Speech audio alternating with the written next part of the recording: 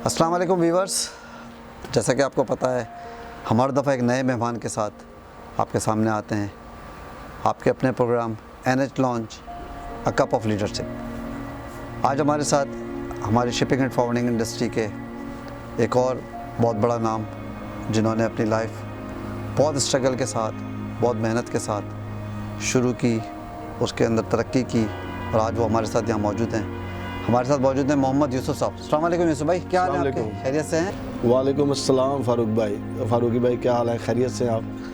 और इंतहाई आपका शुक्रिया कि आपने इतना इज़्ज़त दी हमें और एक दिल की बात कहने के लिए एक मौका दिया। और इंशाअल्लाह ताला आप जब ये हम बात करेंगे तो ज़रूर लोगों के लिए इंस्पिरेशन पैदा करेंगे। और NH जो है ये, इसका जब मैंने सुना था ना, उसी वक्त ही मैंने कहा यार ये कौन सा आप लोग ज़बरदस्त किस्म का लेके चीज़ आ रहे हैं कि दुनिया में लोगों के लिए चीज़ें अवेलेबल ही नहीं है। तो इंशाअल्लाह ताला आपके साथ थोड़ा सा अपना इंट्रोडक्शन कराइए व्यूअर्स को प्लीज़। मेरा नाम मोहम्मद यूसुफ है और मैं अल शर्की पाकिस्तान प्राइवेट लिमिटेड का CEO डायरेक्टर हूँ। बहुत शुक्रिया यूसुफ भाई आपके इंट्रोडक्शन का। व्यूअर्स, इससे पहले हम यूसुफ भाई से सवाल जवाब और उनकी बातें, उनकी लाइफ के बारे में कुछ जानना शुरू करें। मैं तमाम उन लोगों का जिन्होंने हमारी वीडियोस देखी और हमें अप्रिशिएट किया, बहुत सारे लोगों ने हमें बहुत अच्छे मशवरे दिए, उनका बहुत बहुत शुक्रिया। हमारी पूरी कोशिश है कि हम एक अच्छी एपिसोड्स आपके लिए लेकर आएँ और आपको एक ऐसे लोगों से हम आपको मिलाएं जो कि लाइफ में जिन्होंने कुछ किया है, जिसके लिए आपको भी ऑफ कोर्स बहुत उसका फ़ायदा होगा। आपको जानने के अंदर आपके बहुत सारे क्वेश्चंस पे आंसर होंगे। तो बहुत शुक्रिया उन लोगों का। अच्छा यूसुफ भाई, एक बात बताइए, जो मैं हमेशा जो भी गेस्ट है मैं सवाल करता हूँ कि ये आपको एंटरप्रेन्योर बनने का कोई बचपन से शौक़ था या एक्सीडेंटली था? क्या आपके जो चाइल्डहुड के अंदर आपकी क्या एक्टिविटीज़ थी, प्लीज़ उसके बारे में बताइए व्यूअर्स। ये एक्चुअली बचपन में ऐसे मौके मिले, कोई इस तरह का कोई प्लान तो नहीं था जैसे ये इस वक्त ये शेप सामने आ गई है। ये तो मेरा ख्याल किसी का भी प्लान ऐसे होता नहीं है। सही। ये होता ये है कि इंसान जब हर स्टेज पे मेहनत करता है ना, तो कुछ अपॉर्चुनिटी उसके सामने आती है और वो अपॉर्चुनिटीज़ को ग्रैब करता चला जाता है। सही। एक अपॉर्चुनिटी आती है, कुछ लोगों के सामने अपॉर्चुनिटी आती है, वो ग्रैब नहीं करते। सही। और थोड़ा सा विजन होता है बंदे के अंदर, अल्लाह ताला का गॉड गिफ्टेड भी होती चीज़ें। जैसे मुझे लगता है कि जो क्रिकेट है, इसने बहुत ही ज़्यादा हमें इस तरफ ये एंटरप्रेन्योरशिप की तरफ लेके गया। सही। आप हैरान हो कि ये कैसे हो गया? ये पूछना चाह रहा हूँ जी। आपके हुआ ये कि मैं 6th क्लास में था जब, सही, तो मैं स्कूल टीम का कैप्टन था। सही। वो 6 से लेकर 10 तक कैप्टन मैनेज कर रहा है चीज़ों को, वो उनको बारियां दे रहा है, कहाँ बॉलिंग करानी, कहाँ बैटिंग करानी, क्या प्लानिंग करनी है, टॉस जीत के क्या करना है। वो अच्छी खासी क्रिकेट जो है ना, उस वक्त बहुत ही टसल की क्रिकेट होती थी। हमारा A सेक्शन था, वो C सेक्शन के साथ मैच होता था, बहुत ही ज़रा मैच होता था। ठीक है। उसके बाद जब हम अपने मोहल्ले में वापस जाते थे, वहाँ पे भी क्रिकेट हो रही होती थी। वहाँ पे भी मैं बहुत जल्दी 8वीं 7वीं 8वीं के अंदर सबके साथ बड़ों के साथ खेलता था। सही। वहाँ भी कैप्टन हो गए। वहाँ पर भी ऐसे ही चलता रहा, स्कूल कॉलेज लाइफ ऐसे गुजरी। उसके बाद जब मैं इस फील्ड में आया, जब मैं सामने आया इसके अंदर, तो मेरा राब्ता जो है, जब मैं बड़े बड़े डायरेक्टर्स और उनके साथ ही मुझे ऐसा मौका मिला कि मेरा उठना बैठना उनके साथ हो गया। वो नेचुरली मेरे अंदर चीज़ जाती रही, ये नेचुरल था। जो लीडरशिप थी आपकी वो पॉलिश होती गई, क्योंकि मैं बैठता था सबके कैप्टन्स के साथ बैठता था, बड़े लोगों के साथ बैठता था। वो मैं आपको डिटेल बताऊंगा बाद में, लेकिन मुझे लगता है कि यही एक फैक्टर है जो मुझे अपॉर्चुनिटीज़ देता है। अच्छा, हम व्यूअर्स के लिए ये जानना चाहेंगे कि आप इस इंडस्ट्री में आए कैसे? ये जो शिपिंग और फॉरवर्डिंग इंडस्ट्री है, ऑफ कोर्स मैं भी उसी इंडस्ट्री से हूँ, आप भी उसी इंडस्ट्री से, ये किस तरीके से आप? 94 के अंदर मैंने MSc मैथमेटिक्स के पेपर दिए, पार्ट 2 MSc मैथमेटिक्स। ठीक है। उसके बाद उससे पहले मैंने कभी जॉब नहीं की थी। सही। तो अभी रिजल्ट भी आना था, तो मेरे भाई जो है, एक टैग बहुत बड़ी कंपनी थी उस वक्त 94 के अंदर, टैग बहुत ही बड़ी कंपनी थी। अभी भी बहुत बड़ा नाम है, लेकिन उस वक्त तो बहुत ही एक्सपीडिएटर भी उनके पास था और बहुत सारे जितने बड़े बड़े थे सब उनके पास थे। उनके कुछ लोग जो है ना चले गए एकदम 3-4। सही। तो मेरे बड़े भाई जो है ना वहाँ पार्ट टाइम काम करते थे। सही। मियाँ साहब जो मियाँ तारिक साहब थे उनके वो असिस्टेंट थे। ठीक है। उन्होंने कहा कि यार कोई बंदा पढ़ा लिखा हो ना तो कोई लेके आओ यार। सही। तो उन्होंने ऐसे उन्होंने कह दिया, उन्होंने कहा मेरा भाई है अभी पेपर दे के हटा है, उन्होंने कहा जी बुलाओ उसको। उन्होंने मेरा 20 मिनट इंटरव्यू लिया। अब मुझे नहीं पता क्योंकि हम तो जीन पहन के गए थे ना, वो पता था कि ये कैसे है, ये चीज़ें होती हैं। जब मैं एंटर हो रहा था लिखा हुआ टैग कार्गो, तो मैंने भाई से पूछा यार ये टैग कार्गो ये क्या चीज़ है? कह रहा यार ये सामान ले जाने की कंपनी होती है। तो उन्होंने 20 मिनट बाद मुझे कहा ये मेरे भाई को, यार आपका भाई मुझे बड़ा पसंद आया। सही। वो ऐसी जॉब स्टार्ट हुई। वो जॉब स्टार्ट हो के वहाँ पर इतनी मेहनत हो गई कि पहले 3 साल के अंदर मेरी सिर्फ 2 छुट्टियाँ थी। वो आपकी फर्स्ट जॉब थी। ठीक है। और मैं वहाँ पर रात को 12 बजे 1 बजे ये करते करते ये काम कर रहा था कि जी इतना सीख रहा था कि 2 साल बाद मैं वहाँ पर ऑपरेशन मैनेजर बन गया, 18 लोगों का इंचार्ज बन चुका था। माशाल्लाह। वो इतनी बड़ी कंपनी थी कि 150 लोग तो उसके अकाउंट्स में काम करते थे। सही। तो वहाँ से ऐसा ये सिलसिला शुरू हुआ कि अपॉर्चुनिटीज़ मिलती गई। मैं ऑपरेशन मैनेजर पहले बिल्कुल आम जो असिस्टेंट होते हैं, फिर हाँ जी बहुत लेवल उन्होंने बस लगा दिया। उन्होंने कहा ठीक है नया काम, लेकिन मेहनत ही इतनी की। आप बिलीव करो कि मेरे पास मोबाइल नहीं होता था ज़ाहिर है। तो मैं कस्टमर के साथ बड़ा मसला था कि यार ये कस्टमर को कैसे हम लोग इसको जब हम चले जाते हैं घर 6 रात को 11-12 बजे बाद में जो काम पड़ता है वो कैसे होगा? कैसे कॉन्ट्रैक्ट में आता? जी। ठीक है। आप यकीन करो मैं वाहिद आदमी था जिसने अपने कार्ड के ऊपर, विजिटिंग कार्ड के ऊपर घर का PDCL नंबर दे दिया। अच्छा। कि यार मैं जब चला जाऊं तो कस्टमर कहे ढूंढे नहीं मुझे। तो आपको इतनी कस्टमर्स की केयर थी, बहुत ज़्यादा डेडिकेटेड थे अपनी जॉब? यही था। तो वो रीज़न था कि आपने कहा कि कस्टमर्स जो हैं वो परेशान ना हो, और आपका जो लैंडलाइन नंबर आपने घर का दे दिया ऊपर। और हालांकि उस दौर में बड़ा मसला था, घर का नंबर ही देते थे, बड़े लड़ाइयाँ हो जाती थी, लोग तंग करते थे। लेकिन हमने कहा ठीक है यार। अच्छा, ये जो स्ट्रगल है वो ऑलमोस्ट हम जितने एंटरप्रेन्योर्स के साथ हम आ रहे हैं वो ऑलमोस्ट सेम है। जी। तो ये जो सवाल का जवाब है सबका तकरीबन मिलता जुलता है कि हमने बड़ी हार्ड वर्क करी, सुबह आते थे तो आने का टाइम था, जाने का टाइम नहीं होता था। वैसे ही तो ये व्यूअर्स के लिए बहुत सारी चीज़ें जो हम कॉमन जो हम डिस्कस कर रहे हैं और जो लोगों को पता चल रही है, तो ये 2-3 चीज़ें तो हर जगह हैं, बहुत कॉमन है कि हार्डशिप चाहिए, आपको काम करना है, आपको मेहनत करना है, आपको डेडिकेट करना है, और आपको लॉयल रहना है अपने साथ। जैसे आपने बोला आपने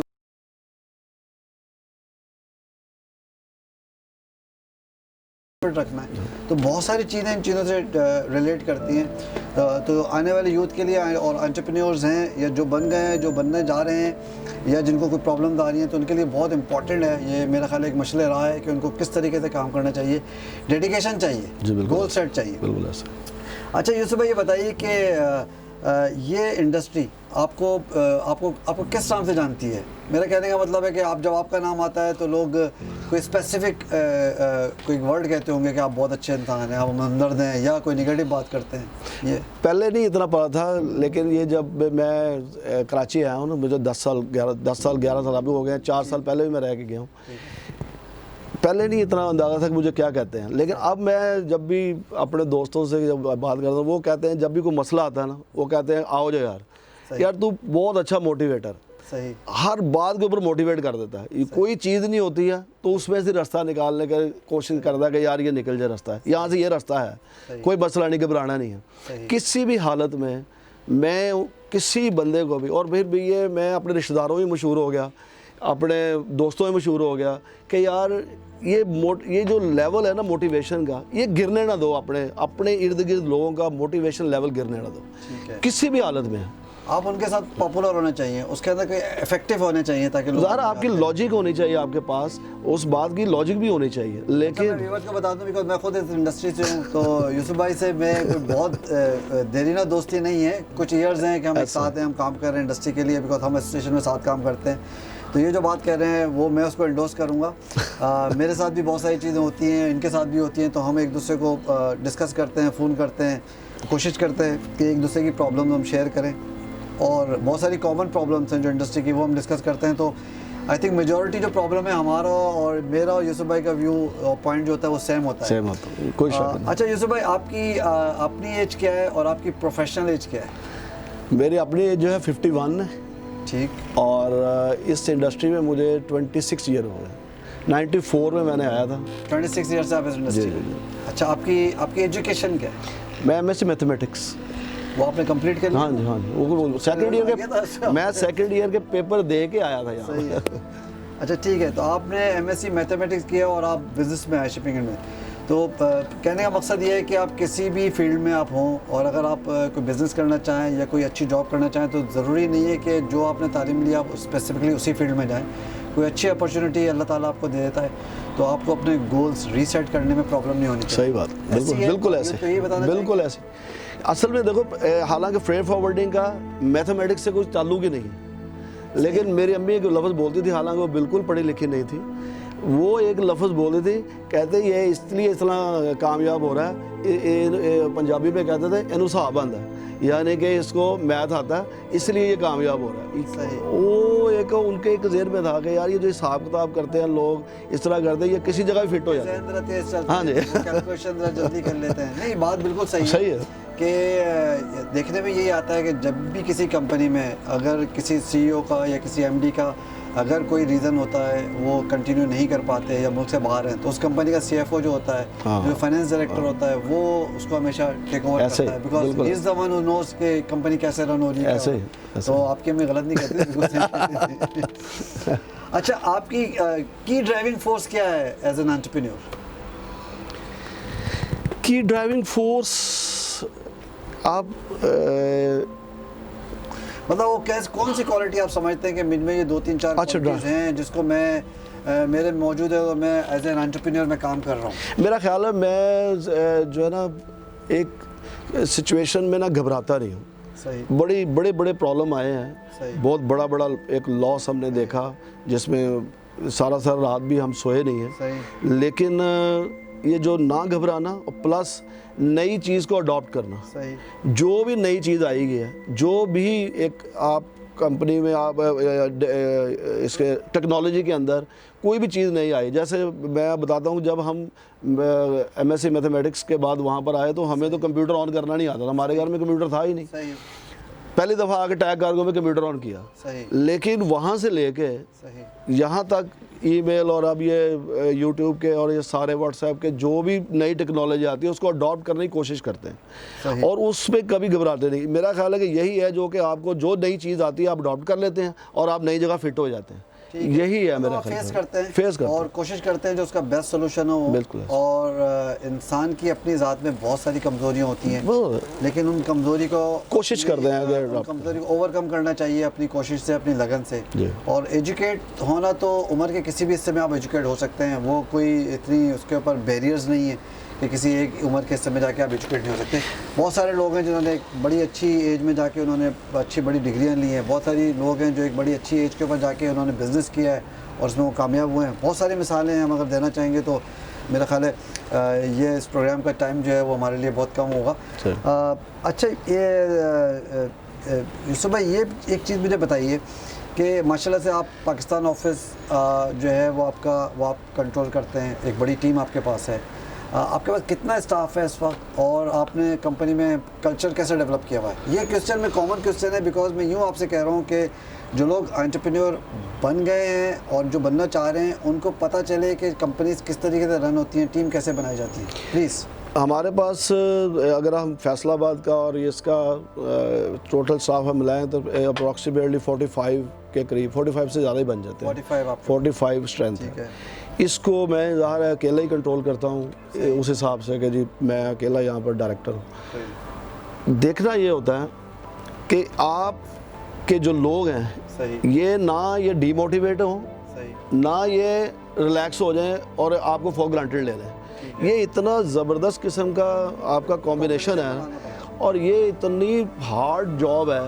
अगर आप करें, वैसे देखने में हम रिलैक्स नज़र आते हैं, लेकिन एक बंदे ने जब कोई हरकत की है आपने ऑब्ज़र्व करना है कि ये बंदे ने आपको फॉर ग्रांटेड लेके इजी लेके कि कुछ नहीं होता इसलिए की है, या कोई इसकी नॉलेज की कमी थी या सोर्सेज की कमी थी। अगर उसके पास अगर आपके उसके पास ऐसा है कि सोर्सेज नहीं है, उसको एवेल्युएट करना उसको चाहिए। एवेल्युएट करना, और वो एवेल्युएट करने के लिए आपको बहुत न्यूट्रल होकर सोचना पड़ेगा। न्यूट्रल हो के, और प्लस आपको ये देखना पड़ता है कि क्या ये लोग जो हैं मेरी बात को कैसे लेंगे। सही। अपनी रिस्पेक्ट बनाना, रिस्पेक्ट ये नहीं होती सबके सामने तो हर बंदा ही कहेगा कि यार बहुत अच्छे हैं फारूकी भाई, यूसुफ साहब बड़े अच्छे हैं जी, सारे बेचारे क्या कहेंगे आपको। सही है।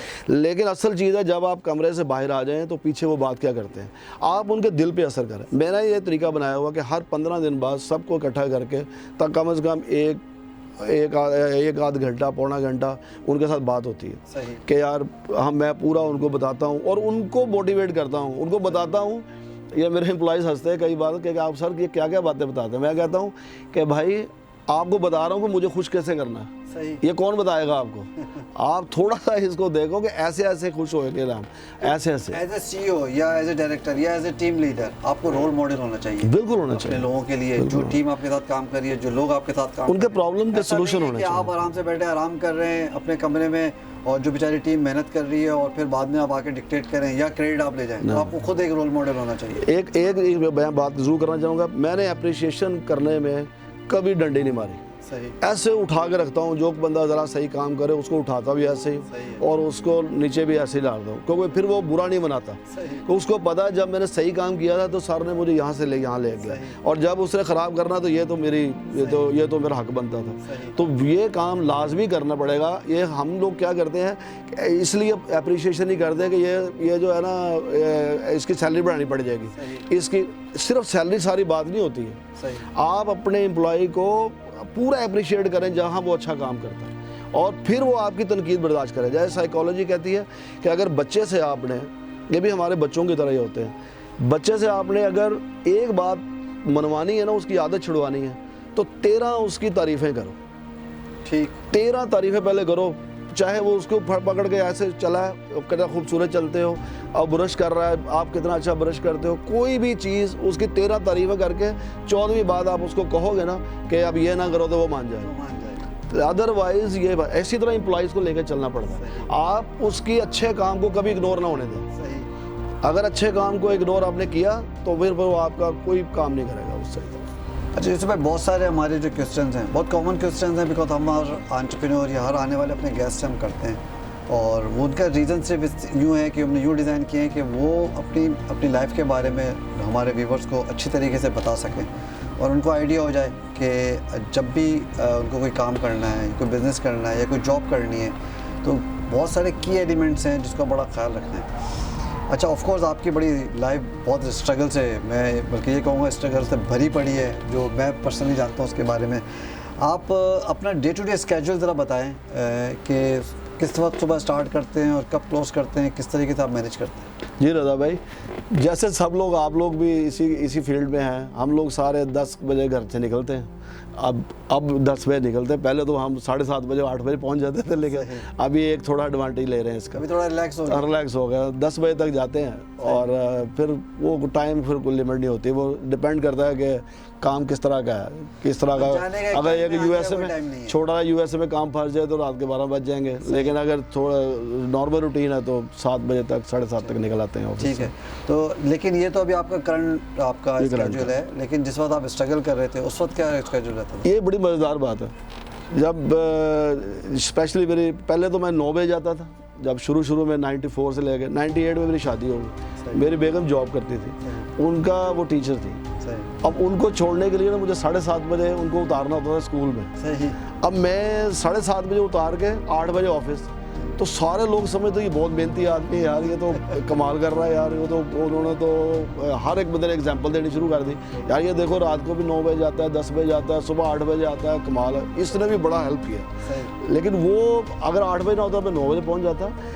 वहाँ पर स्केड्यूल में 1 मिनट नहीं मिलता था। जब स्ट्रगल कर रहे थे ना, इतना काम था, इतना काम, टैग के पास काम भी बहुत था। सही। उसके अंदर फिर आस्ता जब ऑपरेशन मैनेजर से हम इधर आए दूसरी तरफ, वहाँ पर मैनेजर बन गए, फुल जिम्मेदारियाँ बढ़ती चली, फुल मैनेजर बन गए। फिर उस बाद मैं ब्रांच मैनेजर बन गया कराची में। मैं 4 साल आया जब ट्रैफको की तरफ से, तो 4 साल यहाँ ब्रांच मैनेजर बन गया, फिर मैं कंट्री मैनेजर बन गया।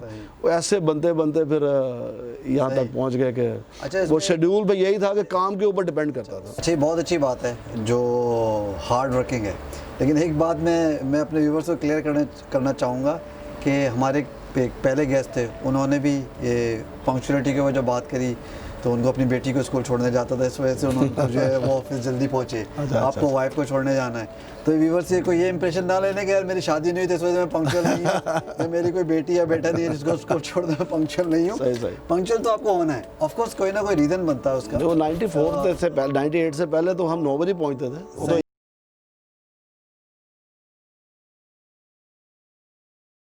जिनके जो शादीशुदा नहीं है, जिनके बच्चे नहीं, उनको भी पंक्चुअलिटी में बहुत ख्याल रखना चाहिए। अच्छा यूसुफ भाई, ये बताइए कि आपकी लाइफ में आपका इंस्पिरेशन क्या है? ये बड़ा इंपॉर्टेंट क्वेश्चन। लाइफ में इंस्पिरेशन जो है ना, वो हमारे गली में एक औरत थी। अच्छा। उससे बड़ा इंस्पिरेशन मैंने नहीं देखा लाइफ के अंदर, अपनी लाइफ के अंदर ना। मैंने स्टडी भी किया, मुख्तलिफ लोग देखे भी। वो बंदी, कुछ बताएंगे व्यूअर्स को उसके बारे में? वो बंदी 6 साल की एज में इंडिया से अपने दोनों माँ बाप, 3 भाई सही शहीद करवा के पाकिस्तान में आ गई। ठीक। 6 साल की उम्र, सही। आके वो कैंप पे रहती है, कैंप से लोग कुछ लेके जाओ तो घर ले जाते हैं। सही। और वो वहाँ पर सारे जैसे लोग घर में काम शाम कराते हैं, काम कराया। सही। थोड़ी सी बड़ी हुई, 16-17 साल की उम्र में शादी होगी उसकी। उस बंदी ने सेल्फ मेड होके कहा कि उसके बच्चे सिर्फ और सिर्फ पढ़ेंगे। सही। वो जब बताती थी ना तो रोना आ जाता, मुझे अभी भी आ रहा है। वो कहती थी इतना जुल्म हुआ मेरे पे कि वो 4-4 किलोमीटर दूर उसको लकड़ियाँ इकट्ठी करके भेजने के लिए भेज देते, जाओ ले आओ, क्योंकि उस गैस तो होती नहीं थी उस ज़माने में। वो कैसे वो काम कर, वो वहाँ पर बहुत अमीर थी। सही। इंडिया के अंदर बड़ी अमीर थी वो यहाँ पर आके उसने इतनी मेहनत, उसने कहा अपने खामद को भी, उसने कहा कि ये बच्चा मेरा कोई काम नहीं करेगा, ये सिर्फ पढ़ेगा। हम गुर्बत से नहीं निकल सकते जब तक ये मेरे बच्चे पढ़ नहीं जाएंगे। उसका बड़ा बेटा गवर्नमेंट कॉलेज लाहौर में पढ़ा। गवर्नमेंट कॉलेज लाहौर उस वक्त टॉप मेरिट लिस्ट होती थी उसके, उसमें पढ़ा। वो इतनी ज़बरदस्त क्रिकेट खेला, 52 फर्स्ट क्लास क्रिकेटर उसने आउट किया। गुर्बत की वजह से वो नेशनल टीम में नहीं जा सका। ये रमीज़ राजा, माजिद खान सबके साथ खेला और उसने आउट किया, हमारी गली में थे। उसका बच्चा फिर गवर्नमेंट ऑफिसर बना, आज 18वें ग्रेड में वज़ीर हाउस में है। उस बंदी ने अपनी उस गुर्बत से लेके फिर उसके घर बने, घर के अंदर ग्रेनाइट लगे, 2.25 लाख का सोफ़ा आया, 10 बड़ा मकान बनाया, उस बैठी और ख़ुद उसने ये एंजॉय किया, उस दोनों मियाँ बीवी ने। और वो खुशकिस्मती से मेरी अपनी माँ थी। मैं खुशकिस्मत हूँ कि मेरे पास वो माँ थी जिसने ये काम करके दिखाया। MSc के पेपर से पहले एक दिन मुझे उसने काम करने भेजा। भाई ने जब गवर्नमेंट कॉलेज छोड़ा है उसके बाद वो काम पे गया। छोटे भाई ने जब ग्रेजुएशन कर ली उसके बाद उसने कहा अब मैं नहीं पढ़ना, अब मैं काम करूँगा। उसने कहा कुछ नहीं हो जाए। मैं सबको कहता हूँ, किसी बंदे ने भी अगर यहाँ से निकलना है, ये जितने गरीब हैं, जितने मेरे कैमरा मैन, जितने मेरे दूसरे सारे लोग हैं, अगर इन्होंने निकलना है अपने बच्चों को सिर्फ पढ़ा दें। उनके अंदर आप ये वाली जब चीज़ डालोगे, ये वाली चीज़ डालोगे ना, तो मैं देखूंगा कैसे जो वाली कमाई जब उसके अंदर जाएगी, जिसके हराम नहीं है, जिसके अंदर वो कुछ नहीं है, कैसे वो तरक्की नहीं करता। हम लोगों ने अपने छोटे छोटे कामों के लिए चाहे 2 दिन रोटी ना मिले कोई मसला नहीं है, अपने बच्चों को सिर्फ एजुकेशन दिलवाओ। मैं बहुत फ़ख्र करता हूँ। ये इससे बड़ी इंस्पिरेशन मेरे लिए कुछ नहीं है। इससे बड़ा इंटरप्रेन्योरशिप क्या थी मेरे लिए, जिस बंदी ने यहाँ तक पहुँचा दिया। आज मैं 18 सीसी में सफ़र करता हूँ अगर, तो मैं कौन था या कोई कौन था अगर वो 18वें ग्रेड में वज़ीर हाउस में जॉब करते हैं, छोटा भाई लोगों को बाहर पढ़ने के लिए भेज रहा है, कौन थे ये लोग, किसने ये इंस्पिरेशन है? ये है इंस्पिरेशन। फिर उसके बाद फिर इंस्पिरेशन जो है वो चलती चली गई। फिर जब मैं इस जो फील्ड में आया तो सबसे पहले मैं यूसुफ भाई आपको सॉरी माज़रत चाहूँगा, मैं आपको यहाँ पे कट करूँगा। सबसे पहले मेरा ख्याल है मैं देर नहीं करना चाहूँगा मेरी खुद आवाज़ मुझे साथ नहीं दे रही है। इससे बड़ी एंटरप्रेन्योरशिप मैं आपके साथ 100% एग्री करूँ कुछ भी नहीं हो सकती। और मेरी टीम की तरफ से मैं सलाम करता हूँ यूसुफ भाई की बात, जिन्होंने इतनी मेहनत करी या जिन्होंने इस तरीके से जिन्होंने ऐसी औलाद पैदा करी जिनमें इतना करेज है, जितनी इतनी ताकत है कि वो आज इस प्लेटफॉर्म पे बैठ के और इतने जुर्रतमंद तरीके से अपनी माँ को बयान कर रहे हैं। मैं वाकई उनकी बहुत मेरे दिल से रिस्पेक्ट। मैं खुद मेरी आवाज़ साथ नहीं दे पा रही है और मैं उनके लिए मेरे लिए बहुत दुआ है अल्लाह ताला जो है उनको जितनी उनके लिए आसानियाँ हों, जितनी उनके लिए आगे आसानियाँ पैदा हों वो कम है उनके लिए। वाकई जो रियल लाइफ हीरोज़ हैं, मैं पहले भी हमने कहा ये हमारे प्रोग्राम का थीम है कि हम रियल लाइफ हीरोज़ को हम पहचानते नहीं हैं, या हम जिनको जानते हैं हम उनको लेमलाइट में लेके नहीं आते। हम आई डोंट नो कि हमारी यूथ या हमारा सर्किल वो कौन सी इंटरनेशनल दुनिया के किन लोगों के पीछे भाग रहे हैं या क्या वो ख्वाब देख रहे हैं, क्या बनना चाह रहे हैं। यार आप इधर देखें, ये हमारा मुल्क है, हमारे मुल्क में ऐसे लोग हैं जिनके अंदर इतनी क्वालिटीज़ हैं। जैसे यूसुफ भाई ने अभी बताया, वाकई ये क्वालिटीज़ कहीं दुनिया में मिलेंगी, कहीं नहीं मिल सकती आपको। हमारे दीन हमें उसको अलाउ करता है, हमारा मज़हब उसको जो है अप्रिशिएट करता है। और वाकई जो उन्होंने मेहनत करी है, और सबसे ज़्यादा बड़ी बात मेहनत की है कि आज उनका बेटा माशाल्लाह से, उनके बेटे माशाल्लाह से इस पोजीशन पे बैठे हैं और वो अपनी अम्मी की, अपनी वालदा की उन तमाम तकलीफ़ों को या उन तमाम कोशिशों को अप्रिशिएट कर रहे हैं। वाकई हम सबको उनको सलाम करना चाहिए। हमारी जितनी नेक दुआएं, हमारी नेक ख्वाहिशात हैं उनके लिए। यूसुफ भाई आप बहुत लकी हो और अल्लाह ताला इन जैसी माँ सबको नसीब करे। और अल्लाह ताला इन जैसी माँ तमाम जो हमारे जो आने वाली नस्लें उनको नसीब करेगी, जो अपने बच्चों के बारे में इस तरीके से सोच रहे हैं और अपने ऊपर तकलीफ़ें बर्दाश्त कर रहे हैं। ये एक नहीं बहुत सारे ऐसे केसेस होंगे और बहुत सारे ऐसे लोग आपके सराउंडिंग में होंगे जिनके साथ ये सिचुएशन होगी। इवन हर वो बाप जो सुबह से शाम तक मेहनत कर रहा है, लोगों को डिफरेंट निगाहें बर्दाश्त कर रहा है, उनकी डिफरेंट अल्फाज बर्दाश्त कर रहा है, उनकी सख्ती बर्दाश्त कर रहा है, और वो शाम को मेहनत करके कोई 2 पैसे कमा के लेकर आता है अपनी औलाद के लिए। वाकई यूसुफ भाई सलाम है आपको और आपकी माँ सर। अच्छा यूसुफ भाई, ऑफ कोर्स जो आपने बातें बताई वो वाकई वो हार्ट टचिंग बातें हैं। और वैसे भी नॉर्मल लाइफ भी देख लें, ये तो आपकी वालदा तो एक्सेप्शनल केस है बहुत। वैसे भी जो माँ का रोल है वो ऑफ कोर्स माँ का रोल है, वो तो चाहे औलाद कैसी भी हो, और वो जो माँ की ममता है वो तो कहीं भी जो है उसके अंदर कहीं किसी मोहब्बत में कहीं मिलावट का कोई जिक्र भी नहीं है। अच्छा, इसके अलावा आपकी फैमिली की क्या सपोर्ट रही आपकी लाइफ में, और अब तक क्या सपोर्ट है, शुरू में क्या सपोर्ट रही, तो प्लीज़ उसके बारे में बताएं। जी रज़ा भाई, ये बड़ा अच्छा क्वेश्चन पूछ लिया आपने। ये जो फैमिली सपोर्ट के बगैर तो दुनिया में कुछ नहीं हो सकता, लेकिन मॉरल सपोर्ट ये बात क्लियर कर लें लोग जो भी एंटरप्रेन्योर बनना चाहते हैं। ये फाइनेंशियल सपोर्ट हर एक को नहीं हासिल हो सकती, जैसे मुझे हासिल नहीं थी या किसी को हासिल नहीं थी। मॉरल सपोर्ट चाहिए होती है कि आपको गिरने ना दे फैमिली। और मैं इतना लकी हूँ, पहले तो वालदा आपको मैंने जैसे बताया, उन्होंने मुझे पूरी सपोर्ट दी। वालिद साहब की एक खामोश सपोर्ट थी, वो ये कहते थे यार जो आपकी अम्मा और आप कर रहे हो पढ़े जाओ, जो मर्ज़ी करो।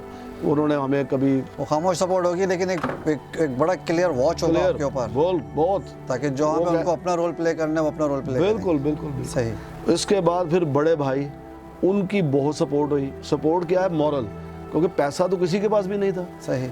मॉरल सपोर्ट ये है कि यार तू कर रहा है ये वाला अच्छा काम कर रहा है, मेहनत कर रहा है, अच्छी कर रहा है, तू निकल जाएगा। हर बंदा मुझे कहता था तू निकल जाएगा, क्योंकि तू जो सुबह से लेकर रात तक मेहनत करता है निकल जाएगा। यही सपोर्ट होती। बार बार एक बंदे को आप कहते चले जाए, वो बंदे का हौसला बढ़ता चला जाता है। फिर रात को अगर मैं 11 बजे 12 बजे आ रहा हूँ तो वाइफ ने ये नहीं कहा कि मेरे में लड़ाई डाल के बैठ जाए कि यार ये तुम कहाँ चलो, मेरा टाइम किधर गया। उन्होंने क्या यार प्रॉपर स्पेस दिया। हर बंदे ने बिल्कुल उन्होंने ये काम किया कि उन्होंने कहा कि यही सारी लाइफ है। वो मुझे खुद कहती थी कि लाइफ यही है कि हम तरक्की करें। सही। हम कैसे इस सिचुएशनों से निकले, कैसे हम यहाँ तक पहुँचे। और यहाँ तक पहुँचने में हर बंदे ने अपना मेरे घर में सपोर्ट दिया। अब माशाल्लाह से 2 बच्चे हैं मेरे। माशाल्लाह। एक जो है वो अभी आज उसका पहला दिन था फास्ट यूनिवर्सिटी में उसका दाखिला हुआ है BScs में, और दूसरे का जो है वो इंशाल्लाह ताला उस डॉक्टर के लिए, प्राइवेट डॉक्टर, उसे इतने मार्क्स नहीं आ सके कि वो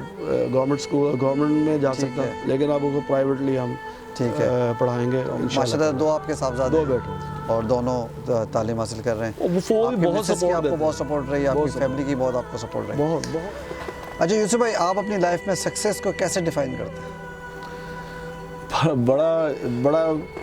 बहुत बड़े कैनवस का क्वेश्चन है ये वाला क्योंकि अगर सक्सेस को देखना शुरू कर दें लोग दुनियावी मालो दौलत से, सही, तो फिर तो बिल गेट्स और ये जो फेसबुक वाला जो दूसरे लोग हैं सारे, अमेज़ॉन वाले, इनके साथ मुकाबले में तो सारे लोग नाकाम हो गए। सही है। अगर देखना शुरू कर दे कि यार बंदा बहुत ही कोई है फ़क्र है उसके अंदर, लेकिन वो बिल्कुल बड़ा नेक आदमी बना, फिर भी सारे के सारे लोग आउट हो गए। सक्सेस मेरे नज़दीक ये है, आपके अंदर जितनी सलाहियत थी आपने 100% उस पर काम किया, सही, उसके बाद जो आपको मिला उसके ऊपर आप कंटेंटमेंट में आए। ठीक है। जो बंदे को कंटेंट नसीब होती है ना, मुतमिन अंदर दिल सुकून, जी, वो ये है कि एक वो उस वक्त मिलता है जब आपने एफर्ट पूरी कर ली हो। सही है। ये कुछ लोग कहते हैं ना कि यार उस दौलत का क्या फ़ायदा है जो कि पिल्स खा के नींद आए या कुछ और हो। सही। मैं ये कहता हूँ कि भाई वो दौलत इसलिए उसको रास नहीं आ रही है कि उसने उसके लिए पूरी वो एफर्ट नहीं की थी, उसने बेईमानी की दरमियान में, उसने कुछ और लोगों का हक मारा किसी का, वो उस वजह से नींद नहीं आ रही है। ठीक है। अगर दौलत जितनी मर्जी ले लो, जैसे हज़रत उस्मान गनी रज़ियल्लाहु तआला अन्हु, हमें लोग जो है ना मिसाल दे के निकल जाते हैं कि जी 40,000 दिरहम का कुआं ख़रीद कर मुसलमानों के लिए हज़रत उस्मान गनी रज़ियल्लाहु तआला अन्हु ने डोनेट कर दिया। ठीक है। मैं कहता हूँ भाई रुक जा इधर। सही। 40,000 पहले कमाए, 40,000 कमाए, सही, फिर लगाए। ठीक है। तो क्या वो काम कर रहे होंगे? नहीं कर रहे होंगे, कंटेंटमेंट, फिर भी वो सहाबी हैं। तो इसका मतलब क्या हुआ कि पैसा कमाना जितना मर्जी कमाना, उस हिसाब से देखो कितना पैसा था ये। सही है। ये कोई मना नहीं, कोई कुछ नहीं है। आपने कंटेंटमेंट लेनी है कि मैंने किसी का हक तो नहीं मारा। ठीक है। अगर आपने किसी हक नहीं मारा तो आप कंटेंट हैं, यही आपकी कामयाबी है। और कोई कामयाबी, कोई मटीरियलिस्टिक कामयाबी नहीं है, कोई और कामयाबी नहीं है। आपका दिल मुतमिन कितना है, ये है बात। तो ये जितने हमारे गेस्ट अभी तक आए हैं और जो जितने भी हमने अभी तक इंटरव्यू करे हैं, मैक्सिमम जो हमारे जो गेस्ट हैं उनकी राय यही है कि दिली सुकून बहुत ज़्यादा इम्पॉर्टेंट है उनके लिए, और ये मालो दौलत और ये मटेरियलिस्टिक जो सक्सेस है वो उनके लिए जो है ना वो अच्छी नहीं है। सही। और दिली सुकून किसी भी लेवल पे आ सकता है। जब आप बेहतर समझें कि मेरा दिली सुकून आ गया, आप उस वक्त अपनी स्ट्रगल को आप फिर डाइवर्ट कर लें दूसरी तरफ जो होता है। अच्छा यूसुफ भाई, हमारे जितने गेस्ट हैं हम सबसे एक क्वेश्चन करते हैं कि अगर आपको अपनी लाइफ के बारे में कोई किताब लिखनी पड़े तो अगर आप इंटरेस्टेड हों तो उसका क्या टाइटल देंगे आप? टाइटल देंगे माँ, वहीं से स्टार्ट लूँगा, सब कुछ वही। मेरा ख्याल है बड़ा यूनिक किस्म का टाइटल है, और जो आपकी पहले जो आपने हमारे साथ एक ट्रू स्टोरी आपने शेयर करी, वहीं से वो स्टोरी स्टार्ट हो। तो उसके लिए वो सारा मेरी सारी लाइफ इसी के इर्द गिर्द घूमती। मैं भी आपकी जगह कोई और होगा तो वो भी मैं यही सवाल जवाब आपसे एक्सपेक्ट कर रहा था कि आपका टाइटल वही होगा और फिर आप वहीं से शुरू करेंगे जो आपकी लाइफ थी। तो एक बहुत ज़बरदस्त ये आपका टाइटल है, और मैं उम्मीद करता हूँ कि आप अपनी लाइफ में वो किताब लिखें इंशाल्लाह और लोगों को बताएं किस तरीके से जो है वो एक एज ए पेरेंट आप काम कर रहे हैं। अच्छा, इसमें एक चीज़ और मुझे बताएं जी, जो कॉलेज ग्रेजुएट्स आ रहे हैं जो एजुकेशन अपनी कंप्लीट कर रहे हैं, उनके लिए क्या मैसेज देंगे आप? अच्छा, ये एक बड़ा क्वेश्चन है, बड़ा इम्पोर्टेंट है ये क्वेश्चन, क्योंकि हर जगह पे हमें पूरी दुनिया में ये मिलता है एजुकेशन की अहमियत है। अब कुछ जगह पे हम लोग देखते हैं कि कुछ लोग जो है ना उसकी अहमियत को ख़त्म भी कर रहे हैं कि यार इसकी ज़रूरत नहीं है, कुछ नहीं होता। सही, ऐसा भी होता है। मैं समझता हूँ सबसे पहले आप एजुकेशन हासिल करें, ठीक, किसी भी जो भी आपके अफोर्ड कर सकते हैं जितनी, सही, ये जो स्किल है वो तो आ जाए, वो तो मिल ही जाती है आपको, गॉड natural गिफ्टेड है, भी होती वो है, नेचुरल है, गॉड गिफ्टेड भी होती है, सब कुछ होता है, लेकिन जितनी आप एजुकेशन ले सकते हैं सही। उतनी एजुकेशन ले लें ठीक। जो आपके रिसोर्सेज अलाउ करते हैं। ठीक। ये मैं बिल्कुल नहीं कहता कि एक बंदा जो है वो अफोर्ड नहीं कर सकता तो वो ना गवर्नमेंट स्कूल में पढ़ लो यार, सही, लेकिन एजुकेशन ले लो। ठीक है, एजुकेशन ले के, क्योंकि मैं ये समझता हूँ कि जो काम, जैसे मैं सोचता हूँ कि अगर मैंने एमएससी ना किया होता, वो जो एमएससी के सही, तो मैं वो काम जो 2 साल में मैंने सीखा वो हो सकता मुझे 10 साल लग जाता। सही कह, एजुकेशन आपकी जो स्किल है ना उसको फास्ट करती है। ठीक है, स्किल आपके अंदर होती है, रिफाइन करती है, रिफाइन कर देती है, और वो आपको सीखने में, जो अनएजुकेटेड बंदा वही काम बार बार करके 4 साल में सीखता है, वो 1 साल में सीखता है। सही कह, मेरा ख्याल है, क्योंकि मुझे पता है कि मुझसे भी जब मैं इंचार्ज बना था तो मुझसे नीचे लोग थे जो 15-15, 16-16 साल हो गए थे उनको, सही, लेकिन थोड़ी सी एजुकेशन की वजह से फास्ट हो गए, सही, चीज़ों को समझ आता है, लोगों को ऑब्जर्व करने में आसानी होती है। कॉलेज लाइफ जब आपने गुजारी होती है या आपको एजुकेशन में पढ़े होते हैं, आपके अंदर बड़ा ठहराव होता है, एक कॉन्फिडेंस आता है, कॉन्फिडेंस होता है, आपको पता होता है कि आपके समझने में चीज़ आसान है, सराउंडिंग में लोग क्या कर रहे हैं, किस किस्म की बातें कर रहे हैं, क्या एजुकेशन हो रही है, क्या लेवल है। लेकिन अगर कोई बंदा एजुकेशन, फर्स्ट करो ट्रेन मिस कर गया एजुकेशन की, सही, अगर कोई ट्रेन मिस कर गया तो घबराए नहीं, सही, वो उस वक्त स्टार्ट करे, उस वक्त वो मेहनत कर दे, थोड़ा टाइम थोड़ा ज़्यादा लगेगा लेकिन वो वहाँ पहुँच जाएगा। ठीक है, तो वो जो भी पर्टिकुलर जॉब या जिसके लिए वो काम कर रहा है उसके लिए एजुकेट हो जाए, जरूरी नहीं है उसको डिग्री चाहिए, बिल्कुल, तो वो एजुकेशन आप एजुकेशन डिग्री से रिलेट नहीं करती। बिल्कुल, बहुत शुक्रिया आपके आने का, आपकी इतनी अच्छी बातें बताने का, और जो आपने अपनी पर्सनल लाइफ शेयर की उसका बहुत बहुत शुक्रिया। वीवर्स आपने देखा कि यूसुफ भाई के साथ हमने क्या डिस्कशन करी, क्या क्या उन्होंने अपनी पर्सनल लाइफ हमें शेयर करी, अपनी बातें शेयर करी। अगेन मैंने जैसे शुरू में भी बोला, मैं सलाम करता हूँ इनकी वालदा को, उनके एफ़र्ट्स पे, उनके सोच पर, और उस सोच को इम्प्लीमेंट करने पे, अपना गोल सेट करने पे, और फिर उन्होंने किस तरीके से वो सख्तियाँ बर्दाश्त करी उस पर। तो एक बहुत अच्छा एक हमारे लिए वो रोल मॉडल है जो यूसुफ भाई ने हमें आज शेयर किया हमारे साथ। अल्लाह ताला सबको ऐसी वालदा और वालिद नसीब करे ताकि वो उनको इसी तरीके से ट्रेंड करें। समराइज़ करेंगे तो अगेन वही समरी होती है कि एज एन एंटरप्रेन्योर वही मेहनत करनी है, वही कमिटमेंट करना है, दीन और दुनिया साथ लेके चलना है आपको, अपने किसी के साथ बेईमानी नहीं करनी है आपको, टाइम पे आना है, फिज़िकली फ़िट रहना है। ये वही सारे इंपॉर्टेंट पॉइंट्स हैं जो सबको फॉलो करना है, लेकिन हर एक नए एंगल से हमारे पास ये जो हमारे मेहमान आते हैं वो अपनी लाइफ शेयर करते हैं ताकि सबको उस बारे में पता चल जाए। बहुत शुक्रिया आपका, हमें देखते रहिए। आइंदा हफ्ते इंशाअल्लाह ताला एक नए मेहमान के साथ, एक नई स्टोरी के साथ आपके पास मौजूद होंगे। अपना बहुत ख्याल कीजिएगा। अस्सलाम वालेकुम।